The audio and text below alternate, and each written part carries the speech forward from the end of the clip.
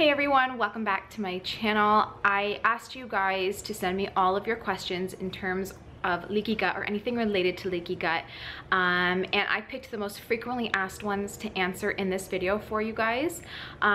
I will be putting all of the questions that I'm answering in this video along with the time that they are answered at in the description box below. So if you want to go and see the question, a specific question, just go down to the description and you can click that time and it'll take you to that point in the video. So I'm just gonna get started. The very first question is, sorry, it's the kids, is when detoxing, do you recommend binders like charcoal or bentonite clay to help absorb toxins and reduce the stress from a Herx reaction? So if you have been following me for a while, then you know that yes, you always need a sponge whenever you are doing like a candida cleanse or really any type of detox. If you are detoxing and bringing up all these toxins that are kind of just sitting in the body, they need something to bind onto so that they can be eliminated through your stool or your urine. So you definitely need a binder. I personally just prefer activated charcoal, but bentonite clay is really good as well. You can get them in capsules or actual powder, so whichever you choose is fine. And usually you would take them away from all your other supplements and all your food. Just take them on like by themselves on an empty stomach with some water, with lots of water, so that they can bind to all the toxins. The next question, I am eating super clean, taking probiotics, collagen, glutamine, omega-3, but nothing helps. What else can I do?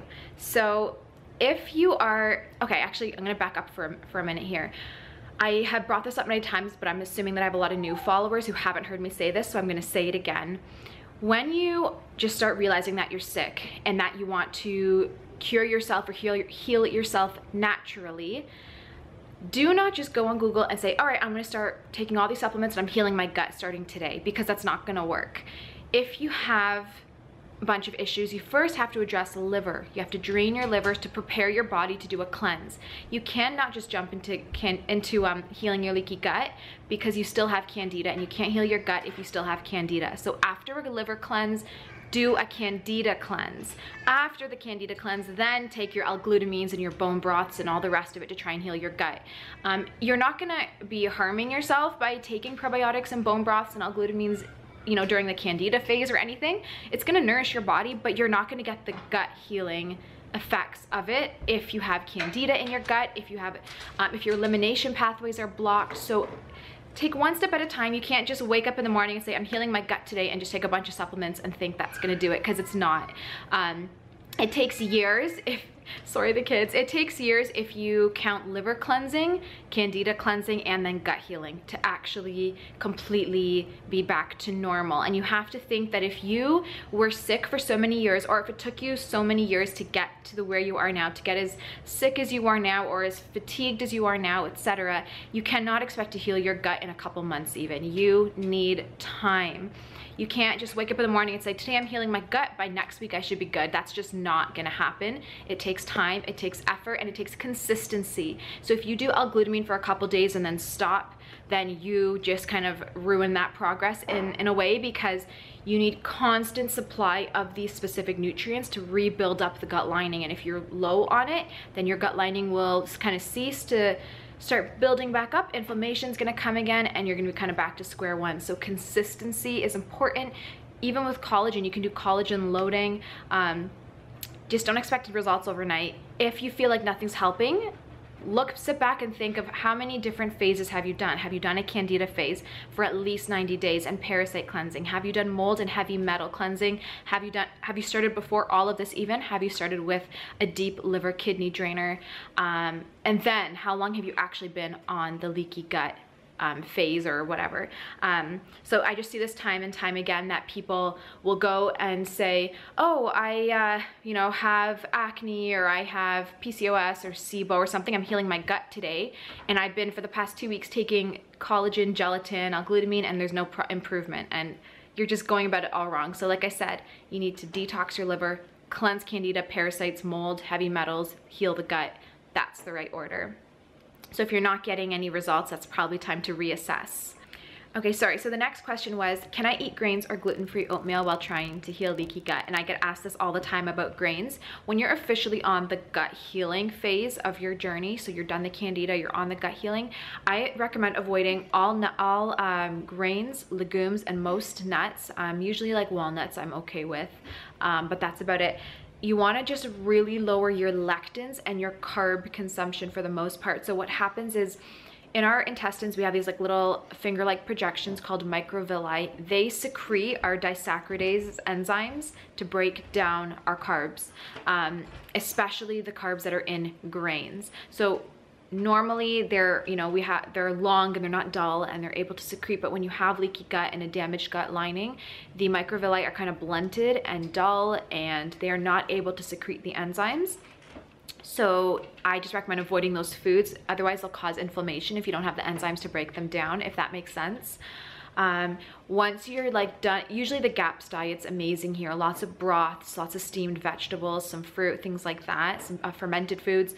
Once your gut is healed and sealed, there's no reason why you can't bring grains back in. I usually say go gluten-free for life if you can, but if you don't have a gluten sensitivity and you want to have some Ezekiel or sprouted, whole wheat here and there, that should be okay. But definitely during the gut healing phase, avoid grains and anything that contains lectins.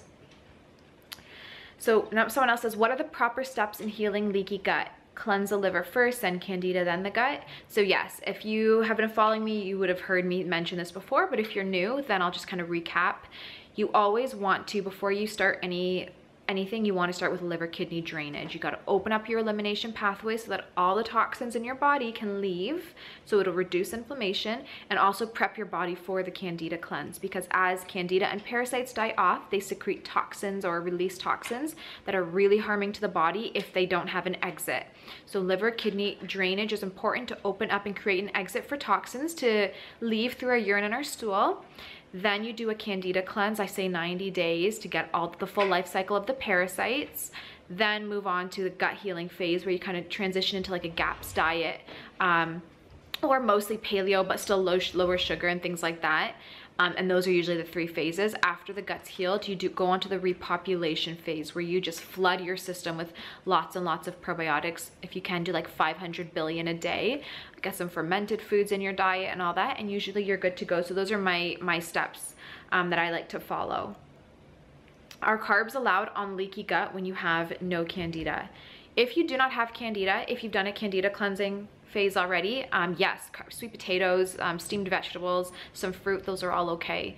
Even a little bit of manuka honey can be really soothing for the gut lining. So definitely some carbs are allowed.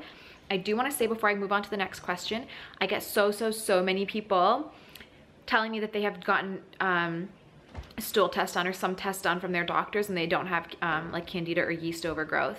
I'm gonna say almost everyone in our world today does have yeast overgrowth, and the only reason why it might not show up in your doctor's tests is because either if you do a stool test, maybe they're not so much in your intestines, but they are mostly in your bloodstream, so it wouldn't really show up, or the other way around, they're mostly in your intestines, causing damage, not in your bloodstream. So I either say do a blood test and a stool test together and get the results, or there's some doctors will do a breath test, which I don't like.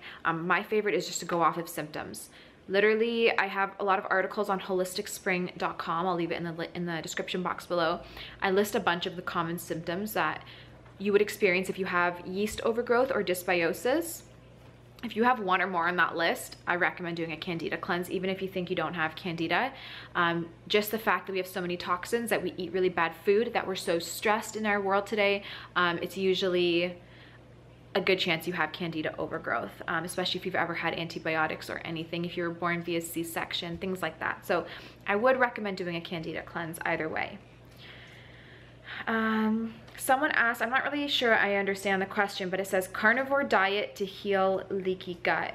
I'm not exactly sure what you're asking, but yes, usually what I like to do when I'm healing leaky gut is stick to more animal proteins, things like that, and kind of go more paleo. So you really want to avoid the grains and legumes, things like that. Even like lots of nuts and seeds can irritate the gut. So I would completely get away from that and do lots and lots and lots of steamed vegetables, some fruit, lots of healthy fats like avocado, some coconut oil, coconut butter, and then do animal proteins. I would avoid eggs because they are inflammatory for the gut, and I would stick to more like chicken, turkey, wild caught salmon, that kind of stuff. Let's see. Someone says, can I have almond milk on the gut healing diet? So I get asked this a lot about nut milks. You can, but do not, if you're on the gut healing phase, do not buy the traditional almond and cashew milk and stuff from the store, because they do have gums and thickeners, which normally in small amounts are okay and I consume them myself. But when you're on the gut healing phase and you already have a lot of inflammation in the gut lining, I would just stick away from anything that might aggravate it, which in that case would be gums, thickeners like guar gum and xanthan gum and things like that. So you can make your own. My favorite one is to just take a couple tablespoons of hemp hearts. Usually avoid nuts as much as possible on the gut healing phase. So what I like to do is take a bunch of hemp hearts, blend it up with a couple cups of water, a dash of Ceylon cinnamon, and you can even do a pinch of sea salt or a teeny bit of Manuka honey, and blend it up, and it makes the most delicious milk. You don't even have to strain it, but that way there's no gums or thickeners or anything like that. You can also do this with coconut, with really anything. So definitely consider doing that. So there's a few more. Does leaky gut lead to dermatitis? How long does it take to heal the gut? So number one, yes, leaky gut can lead to dermatitis because if you have toxins, bad bacteria, and undigested food entering your bloodstream, it causes inflammation, which shows up in the skin. How long does it take to heal leaky gut? I've answered this many times, but I will say it again. There is no timeline. There really is not. Everyone's different. It depends on the degree of damage. It depends on a lot of factors, on the degree of overgrowth. I would say give it at least a year between the candida cleansing phase and then the actual gut healing phase. I'm a year and a half and I'm still working on it. So you're not gonna get an overnight fix. This is a lifestyle and it's a journey, and every day you try your hardest, you're gonna improve, but just stick with it. Are grass-fed meats and eggs bad for people with gluten intolerance and leaky gut? Not necessarily. It depends if you have histamine intolerance or not. A lot of people do when they have a lot of inflammation. Their body's just so sensitive that anything with histamine is just too much. Usually once you start sealing up the gut and stuff, you don't usually have a problem with histamine anymore. So in that case, grass-fed meats and things would be great. Either way, if you're to eat anything, go for the grass-fed beef over the eggs when you're trying to heal the gut, just because they're a little bit less inflammatory. What is the best collagen product that is vegan, plant-based, and not from any animals? So I actually can't say I've used a collagen product that is not from an animal, to be honest. I honestly don't know if there is one. I know you can get individual amino acids like L-glutamine that are from corn or a plant-based source, so that might be an option, is to buy a bunch of amino acids and maybe mix them together.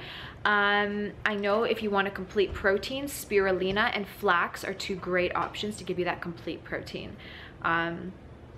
What is the difference between candida and leaky gut, and can you have one without the other? So the difference between candida and leaky gut is candida is the overgrowth of yeast and parasites and bad bacteria in our gut. We normally have candida no, not parasites, but we normally have candida in our gut and they help with our digestion. But when we take antibiotics and stress and bad food, it allows the yeast to overgrow, but it kills our good bacteria, which creates a dysbiosis. When we have low stomach acid and anything we eat that has parasites will enter our stomach and actually survive the stomach acid because there's not much of it, and it'll reach our intestines, and that's how we get that parasitic overgrowth. So the difference between that and leaky gut is one is just dysbiosis and too much bad bacteria, which is causing inflammation and a lot of symptoms. And then leaky gut is where there's actual physical gaps in our gut lining. So we have these tight gap junctions in our gut that normally just open to allow vitamins and minerals and amino acids and stuff to pass through into our bloodstream. But when we have a lot of inflammation from candida and stress and everything else and bad food, then these gut lining gap junctions actually stay open, and candida, parasites, toxins, and undigested food are all able to seep into the gut lining, so into our bloodstream from the gut lining. So you definitely could have one. I'm gonna say you could have candida without having leaky gut, but if you have leaky gut, I'm assuming you have candida, because candida is a big cause of that, because they literally burrow into the gap junctions and actually split them open and tear up our gut wall. what else? Where actually? Sorry, I was gonna read a question that I already read. Where else? Yeah, a couple other people keep asking about the healing leaky gut. How long does it take to heal leaky gut? So yeah, again, it really depends. So those are my main questions that I'm answering in this one. Oh, actually I missed one. Someone asks, what is the difference between collagen and gelatin and bone broth? Which one should I take to heal leaky gut? So this is a good one. I get this a lot. Collagen and gelatin just have a little bit of a different amino acid structure. So when you're healing leaky gut, I highly recommend going more to gelatin, because gelatin hardens and gets thick and sticky when it's cold. Just picture doing that to your gut lining, which is what we want to help seal it up, close it off. So if you're going between collagen and gelatin, I recommend gelatin. The difference between the gelatin and the bone broth is your bone broth contains gelatin, but it also contains a bunch of other amino acids that your gelatin might not contain. So what I like to do is do gelatin in my teas and add bone broths to lots of soups and things like that. So I'm getting different amino acids, but both are fantastic for the gut lining. Collagen can help because it does have some of the amino acids that we need, but I prefer gelatin. It has a really nice and sealing effect on our gut. You can definitely do all three. If you have a histamine intolerance, I recommend not overdoing it with the bone broths and gelatins and things like that, because it could cause some irritation and some inflammation. So just get to know yourself and what works best for you. But if you feel like every time you eat collagens and bone broths you start itching, then it's maybe a good sign to just stick to like bone broth soups, but don't do like collagen and everything, if that makes sense. But like I said, you want to be consistent with your collagen or gelatin, whatever you're taking. Take it every day, twice a day, or even more if you can. You can do something called collagen loading, where you just load up on collagen and really replenish all the depleted body that you have in terms of amino acids. And if your body starts getting a surplus of amino acids, it can use it to help rebuild the gut lining rather than like nourish your joints or something like that. So I hope that makes sense. These are all the questions I'm answering today. I will probably do a part 2 to this because I get a lot of leaky gut questions. So I will do a part 2. I will list a couple of my favorite products for like healing leaky gut, and also just favorite products in general in the description box below. So I hope you guys check it out. Thank you so much for taking the time to watch it. Make sure you're following me on Instagram for tips, tricks, and awesome gut healing recipes, and I will talk to you in my next video. Bye.